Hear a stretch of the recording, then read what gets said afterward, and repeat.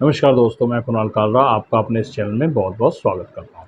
आज का हमारा क्वेश्चन है, मेरी कुंडली में अंगारक योग है या दोष है 7वें हाउस में, तो मेरी मैरिड लाइफ कैसी रहेगी। मेरी कुंडली में 7वें हाउस के अंदर अंगारक दोष है, तो मेरी मैरिड लाइफ की आपको चिंता सता रही है। देखिए, इस क्वेश्चन का जवाब मैं ज़रूर दूंगा। इस क्वेश्चन में आपका पूछने का जहाँ तक मैं समझ पा रहा हूँ वो ये है कि आपको किसी ने बताया या आपने थोड़ा बहुत पढ़ लिया है, जिसमें आपको पता चला है कि अंगारक दोष आपकी कुंडली के अंदर है और 7वें भाव में है। तो या तो आपकी शादी नहीं हो रही होगी, लेट हो रही होगी, तो इस वजह से चिंता होगी, या लव मैरिज का केस होगा कि लव मैरिज नहीं, या आपकी शादी नहीं हो पा रही होगी जहाँ आप करना चाहते हैं। तो कहीं ना कहीं वो डिस्टर्बेंस आ रही है, जिसकी वजह से आपने उसके बारे में पता किया। तो अगर आपको पता चला है 7th हाउस में अंगारक दोष है, तो क्या प्रॉब्लम आएगी, इसके बारे में पूरी इन्फॉर्मेशन दूंगा। साथ में ये भी बताऊंगा कि अंगारक दोष होता क्या है, कि एक्चुअल में आपको पता होना चाहिए अंगारक दोष क्या होता है। और फिर अगर आपकी कुंडली में है तो क्या आपको चिंता करनी चाहिए या आपको चिंता नहीं करनी चाहिए, तो इस बारे में इस वीडियो के अंदर बात करेंगे। चलिए वीडियो स्टार्ट करते हैं बिना टाइम वेस्ट किए।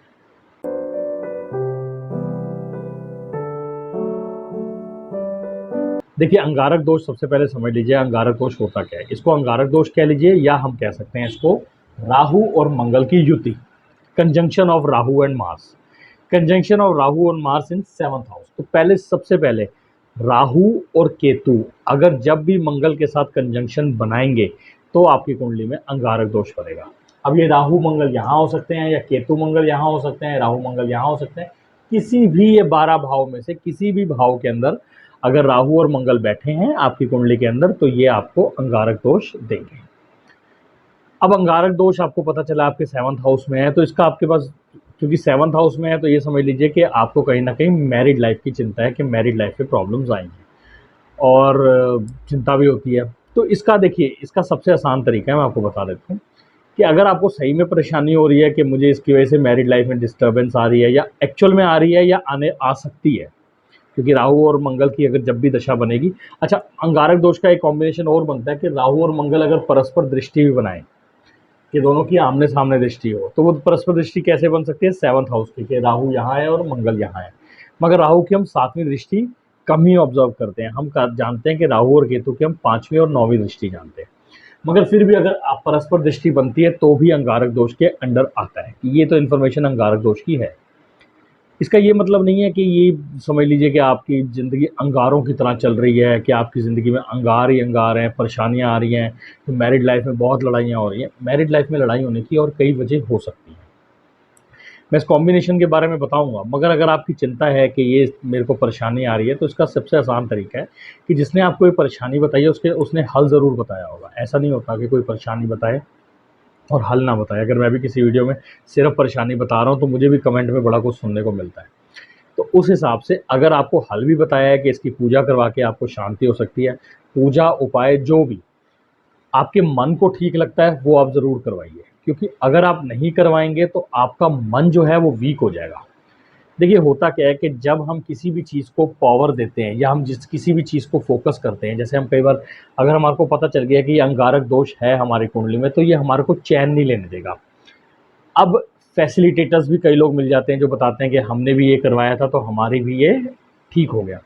आप नहीं करवाएंगे तो आपका जो मन है वो पूरा फोकस रहेगा कि मैंने नहीं करवाई इसकी पूजा या इसका उपाय नहीं किया, इसकी वजह से प्रॉब्लम आ रही है। करवा लेंगे तो आपको शांति मिलेगी। एक रास्ता तो ये है, क्योंकि होता क्या है कि जब कोई भी चीज़, कोई भी दोष या कोई भी योग होता है, जब हमारे दिमाग पे भारी हो जाता है तो हमारा दिमाग सोचने की शक्ति खत्म कर देता है। उस टाइम हम सोच नहीं पाते, हम इस दोष के बारे में जानना नहीं चाहते, हमें सिर्फ इसका उपाय चाहिए होता है कई बार।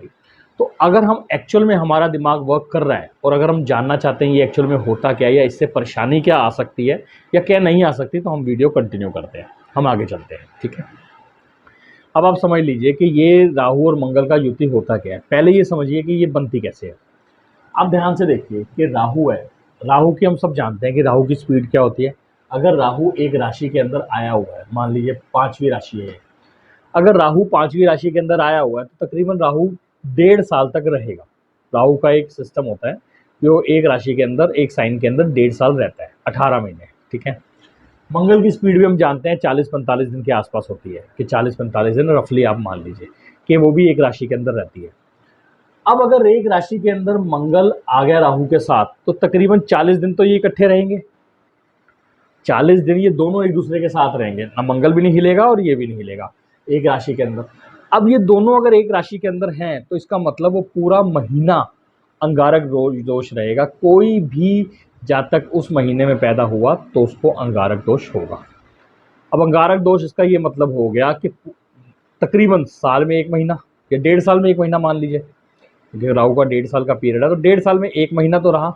तो सिर्फ आपके साथ नहीं है, ये कई लोगों के साथ है।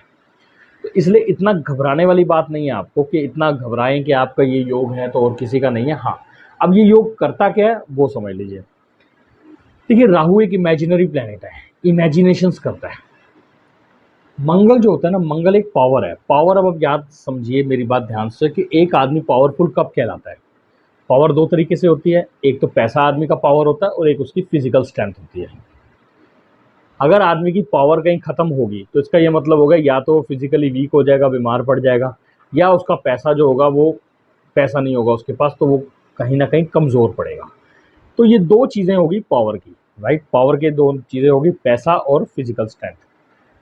अब अगर राहु इसके साथ है तो राहु इसके साथ मिला के एक तरह से जकड़ लेता है। तो जकड़ने का मतलब ये हो गया कि पावर है मगर पावर बंधक है।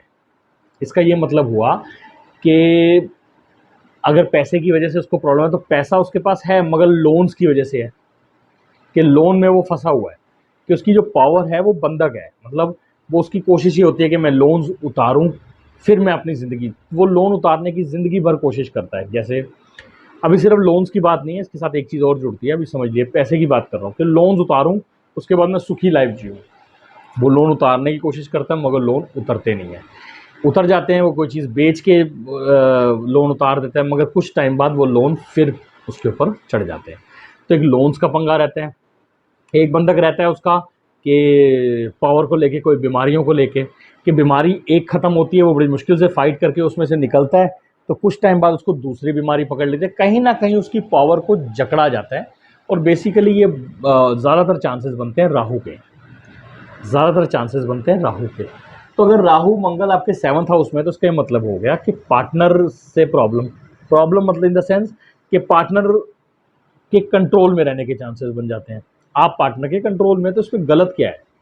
आप किसी से लगाव करते हैं, आपको किसी से अटैचमेंट है या किसी के साथ रिलेशनशिप में है, तो रिलेशनशिप में तो बहुत टाइम पे आदमी जितना हारता है उतना रिलेशनशिप अच्छा बनता है। जितनी आपकी पावर रिलेशनशिप में बढ़ती है उतना, क्योंकि ये पहले सिस्टम होता था कि हम कंट्रोल करें पार्टनर को, अब कंट्रोलिंग सिस्टम खत्म हो गया। टाइम काफ़ी हद तक चेंज हो चुका है, समाज में एजुकेशन आ गई है, बहुत चीज़ें आ गई। तो अब आप अनएजुकेटेड बंदे को तो आप कंट्रोल कर सकते थे, मगर एजुकेटेड बंदे को कंट्रोल नहीं आप कर सकते। आजकल एम्प्लॉयज़ को नहीं एम्प्लॉयर कंट्रोल कर पाते, तो उनके साथ वो पार्टनरशिप में, या जिसे हम कहते हैं परसेंटेज या शेयर्स में चलते हैं, इस हिसाब से सिस्टम बनता है। तो ये एक योग है, तो इसमें चिंता करने वाली बात नहीं है, ठीक है। फिर भी अगर आपको चिंता है तो मैंने आपको बताया कि आप वो रेमेडी कर सकते हैं, तो आपके लिए मन को शांति मिलेगी, ठीक है। ये थी इन्फॉर्मेशन, और जल्दी मिलता हूँ एक नई वीडियो के साथ। तब तक के लिए नमस्कार, आपका समय।